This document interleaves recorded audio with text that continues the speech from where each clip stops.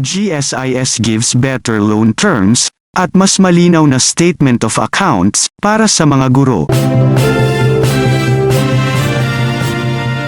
Ang inisyatibong ito ay nagbibigay sa mga guro ng mas malinaw na presentasyon kung paano inilalaan ang kanilang mga pagbabayad sa pagitan ng prinsipal at interes. Sa pamamagitan ng pag-aalok ng komprehensibong breakdown ng schedule ng pagbabayad, ang mga borrower ay magkakaroon ng mas malinaw na pagtingin sa kanilang mga obligasyon sa pautang.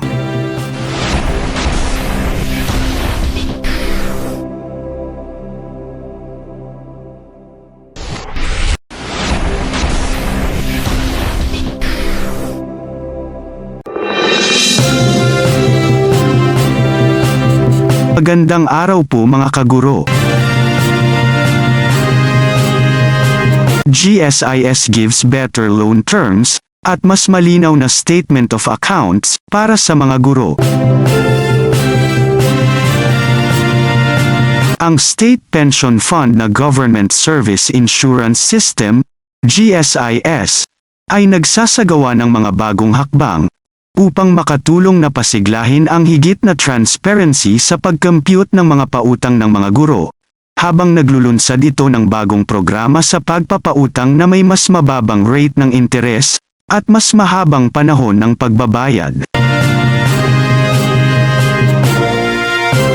Tinitiyak namin sa DepEd at sa lahat ng aming mga guro na ang GSIS ay patuloy na gumagawa upang gawing mas malinaw ang proseso ng aming pagpapautang at mga kalkulasyon ng pautang, sabi ni GSIS President at General Manager Wick Veloso.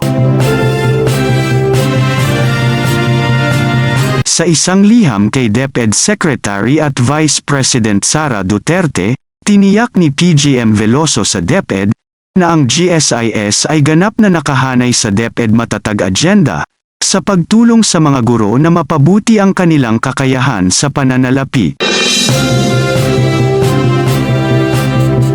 Sa unang bahagi ng buwang ito, inilunsad ng GSIS ang GSIS Multipurpose Loan Flex Program, MPL Flex, na idinisenyo para sa mga guro at iba pang miyembro ng GSIS. Ang bagong programa ng pautang ay nag-aalok ng pinababang rate ng interes mula 7% hanggang 6% para sa mga miyembro na may minimum na 3 taon ng mga premium na kontribusyon at isang pinalawig na panahon ng pagbabayad na hanggang 15 taon. Ang MPL Flex ay higit na nagbibigay daan sa mga miyembro na may 1 buwan lang na bayad na premium na mag-apply para sa loan at nagbibigay ng mas mababang bayad sa serbisyo kaysa sa rate na inaalok ng mga pribadong nagpapahiram. Ang mga guro at miyembro ay maaaring mag-apply para sa MPL Flex sa pamamagitan ng GSIS Touch mobile app na tinitiyak ang isang streamlined at paperless na proseso ng aplikasyon ng pautang. Simula noong Hunyo, ang Pension Fund ay nagpakilala ng isang detalyadong schedule ng pagbabayad para sa multipurpose at emergency loan.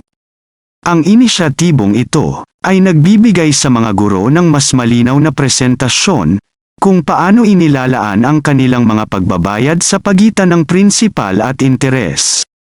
Sa pamamagitan ng pag-aalok ng komprehensibong breakdown ng schedule ng pagbabayad, ang mga borrower ay magkakaroon ng mas malinaw na pagtingin sa kanilang mga obligasyon sa pautang. At para mas mapabuti pa ang mga tuntunin, binago din ng Pension Fund ang penalty interest computation ito para sa mga default na pautang. Kung ang mga natitirang halagang ito ay na-offset laban sa mga benepisyo sa pagreretiro o paghihiwalay, ang mga guro ay maaaring makatanggap ng pinaliit na mga nalikom, ipinunto ni PGM Veloso, habang inulit niya ang pangangailangan para sa napapanahon at tumpak na pagbabayad ng pautang, habang idiniin niya na ang mga hindi nabayarang pautang ay nakakaipon ng interes at mga penalties.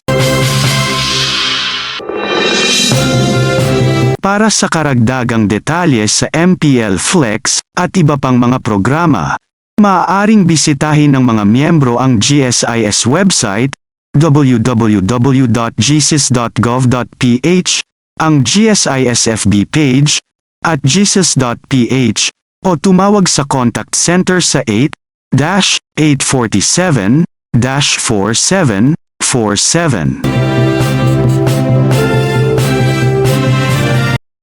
Kung meron man kayong mga komento tungkol sa mga isyong ito, maaari kayong magbigay ng mga reaksyon sa comment section na makikita sa ibaba ng bidyong ito.